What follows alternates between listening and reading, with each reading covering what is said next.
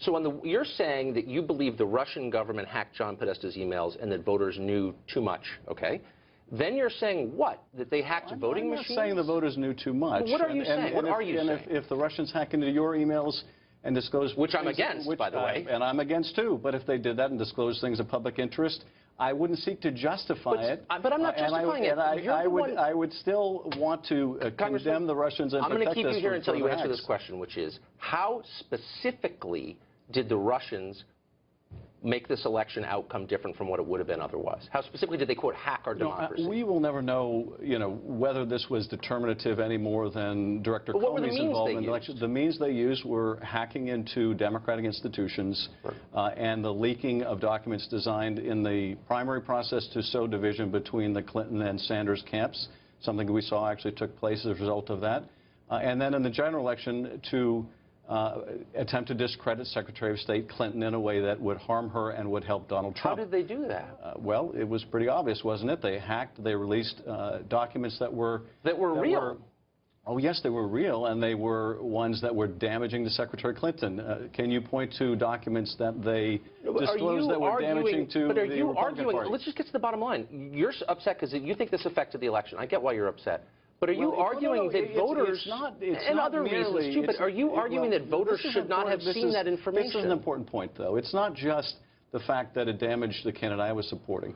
All Americans, Democrats and Republicans, and particularly, of the party of Reagan, ought to be concerned when we have Russia interfering in our political affairs. But are you arguing that voters should not have had the right to see that information? If you could take it back, would you say voters, you're not allowed to see that information? Well, I would say that we ought to stop Russia from doing this. Now, whether the press should publish the information or not... Do you think they should? That is a different question. I think that there are some cases where the public interest is so great they should publish. But I also think, and this was an issue I took with the press during the campaign, that when they do publish information that the Russians have hacked and the Russians want us to see, they ought to inform the public of the provenance of those emails. But they don't know it, and neither do you. Oh, you don't know that. You don't know that the government.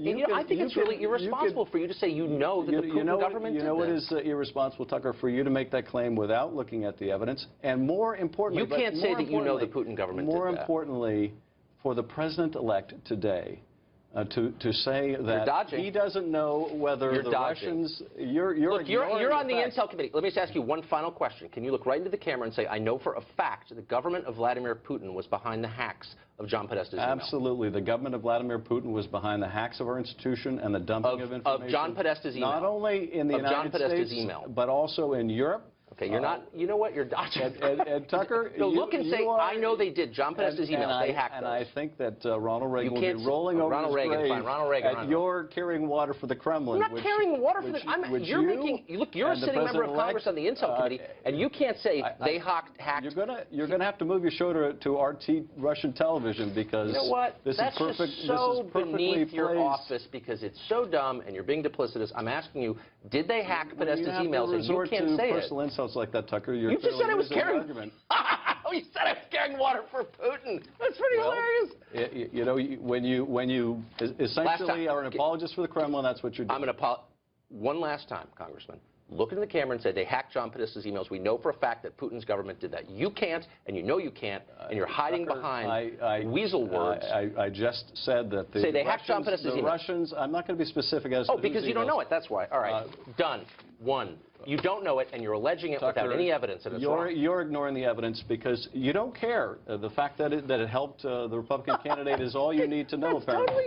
That's totally false. I just think if you're going to make a serious allegation about an actual country with an actual government, you ought to know what you're talking about, and you don't. I think that you ought to accept. I got to go. I'm taking cash from Putin now. I'm on RT. Republicans on the Intelligence Committee have seen for a fact. If you could say it, you would, and you can't. And you know that. If you're willing to be in denial about this because it suits a Republican-elect president. Okay, whatever. You can blather on all you want, man, but I gave you a chance to state it clearly, and you wouldn't, which tells you everything you know. You all right. Or our president-elect. Okay. Not very much, apparently. I appreciate that, Congressman. And now I need to take a call from Vladimir Putin, so I'm going to put you on hold for 1 second.